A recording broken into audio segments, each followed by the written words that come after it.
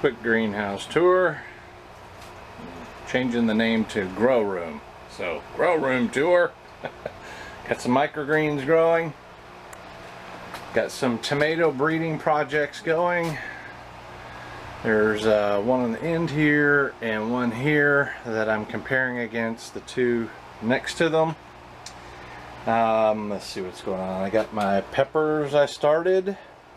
I'm going to start my tomatoes in probably 2 weeks, week and a half to 2 weeks, and I've got my bell pepper, California Brian 6th generation, and my Gina Bella mini bells.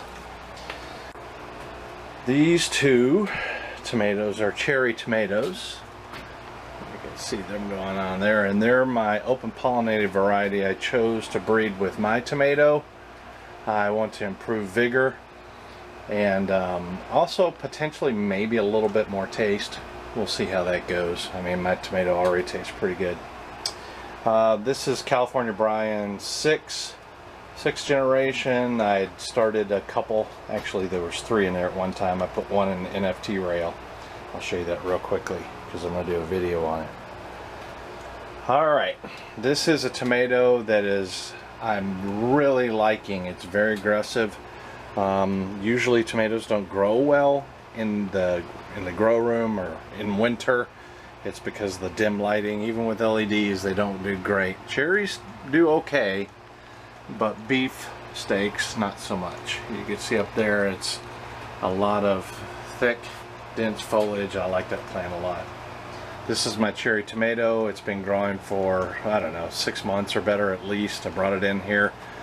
I trimmed it off. It shot a sucker out, and in fact you can see another sucker coming off the sucker there.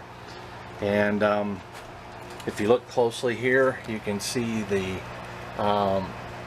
calyx cut off here. That's an indication that it was one that I bred, and so I stripped the emasculated, it's what it's called. I stripped the petals off and the pollen, and the little stigma here you can see on the end of the tomato.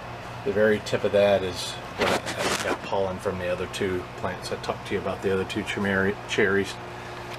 Some more up there. I've got a couple more crackies going. That's basil, pretty good size for my hand.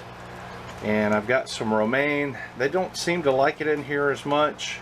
And some minuet cabbage. And they've been kind of like this level for a while. So I'm going to go ahead and get rid of them. And in the NFT down here, it's doing fine, but it's growing real slow. I've already harvested the Rex Butter Crunch or Butterhead, whatever that is, and you can see new lettuce starting there in NFT. I also started some red vein sorrel.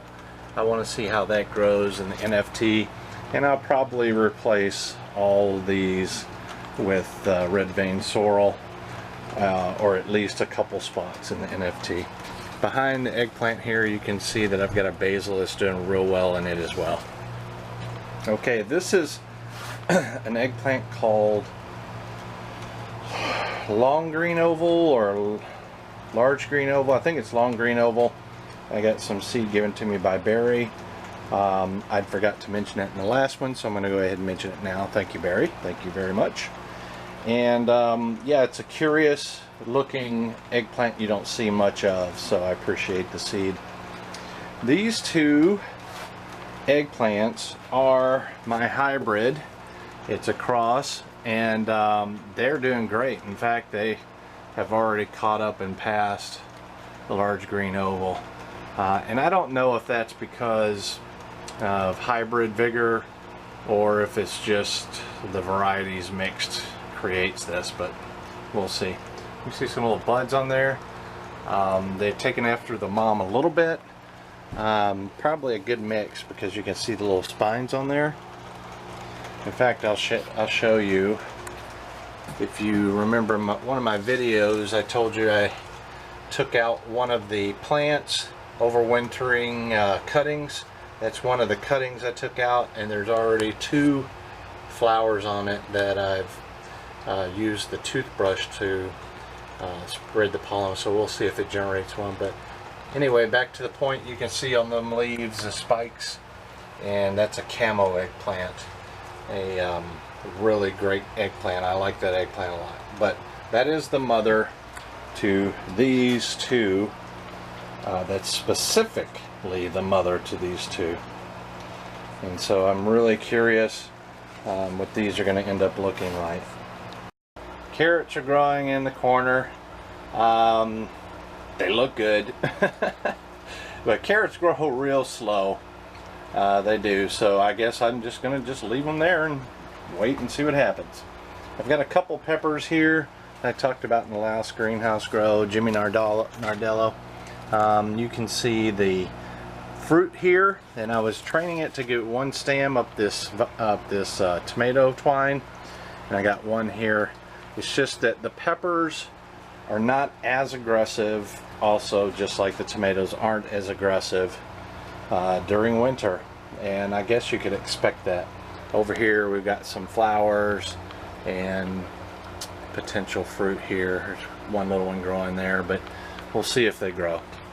So that's an update for the greenhouse for the most part. You may notice that the potatoes aren't in here. I'm going to end the greenhouse update, grow room update, with my failed potato grows. Whatever has happened to this grow, like maybe, I don't know how. Whatever has happened to it is happening to this one now. You can see it up here as well.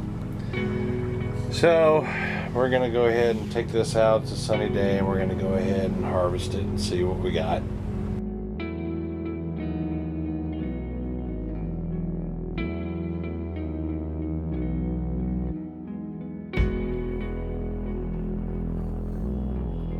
Nothing at all. Nothing. Alright, I did not like the idea of this one sitting in there with issues or potential issues, so I wanted it out of the grow room. So I'm going to go ahead and remove the foliage from this up here up top before I can pull the cage.